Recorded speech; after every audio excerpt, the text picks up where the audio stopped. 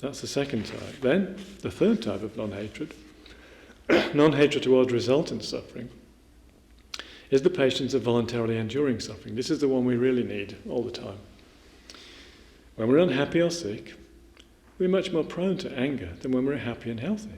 We all know this very well, don't we? If we've got a bad headache, then it's easy for us to snap.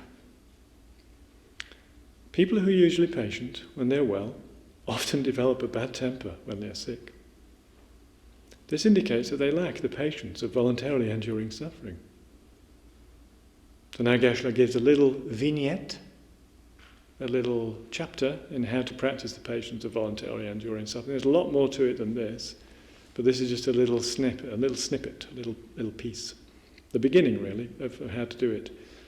He says, all our suffering, both physical and mental, is the result of our own negative karma. Therefore, when we're about to become angry with our suffering, we should think, this pain is the result of my own non-virtuous actions. Since I committed these negative actions, I must experience their resultant suffering. Therefore, I must accept this suffering patiently. If we're able to think like this, well, we will not get angry or upset, but we will be able to endure our sufferings with a peaceful mind. Okay? So Geshe-la says here, when we're about to become angry, but as you know from your own experience, that's probably a lot of the time, isn't it? Many modern people are on the verge of anger a lot of the time. It's being suppressed, it's being held in, they're absolutely sick of everything and they're just about to rage and they just need an excuse. And the excuse can be they get a headache or they break their leg or something, something goes wrong with their body. Yeah?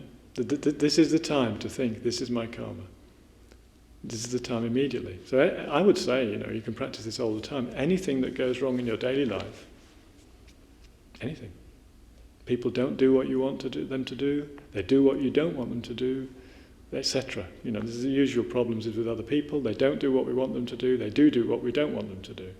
They say the wrong things, they don't say the right things. People just do not cooperate with our wishes. Or they, whatever problem. This is the time to think, this is my karma. No one else created this karma except me. I've got to accept it patiently. If we think like that, we keep a peaceful mind, we purify that karma. It won't come again. Different karma will come to give us a similar problem, but it's not the same karma. We've purified it. Now, to be honest with you, I don't believe there's anybody who can't do this. I just don't believe it. You simply have to think to yourself, the next time I get a headache or the next time someone snaps at me, I'm not going to retaliate and I'm also going to think to myself, this is my karma. Why can't we do that? When things go wrong, this is my karma. Why can't we do it? Of course we can do that. If we have a wish to do that, we can definitely do it.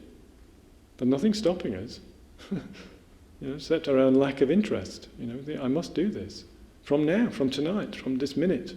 Whatever goes wrong tonight, the technology doesn't work, or, whatever's going wrong, this is my karma.